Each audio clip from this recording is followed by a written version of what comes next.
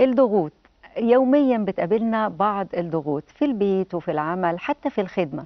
لكن السؤال هنا ازاي احنا بنقدر نتصرف حيال هذه الضغوط، ازاي نقدر نتعامل معاها بصورة ما تضرناش لا جسديا ولا نفسيا.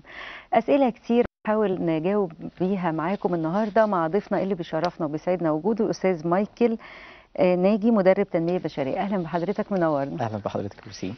أستاذ مايكل، بما إننا بنتكلم على الانفعالات، هو أي تصرف، أي صوت يعلى، أي مثلا حركة الإيد، دي تعتبر انفعال؟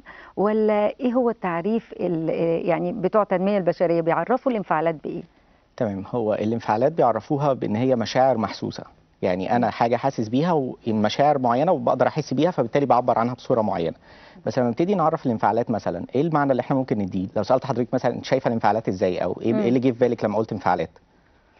اللي جه في بالي موقف اتعرضت ليه، خرجني عن شعوري مثلا، او فقدني سلامي الداخلي. تمام، يبقى حضرتك جبتي في بالك معنى معين للانفعالات او معنى واحد للانفعالات. ده نص الموضوع اللي هو ايه؟ الانفعالات السلبيه.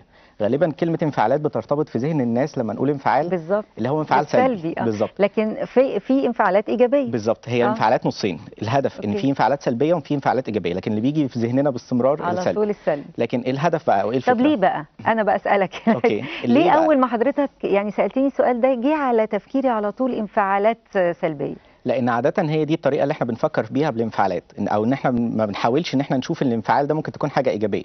ان انا مبسوط او مثار او يعني فرحان او حاجه معينه، دي ما بفكرش فيها ان ده انفعال. هل احنا شعب متشائم بطبعه؟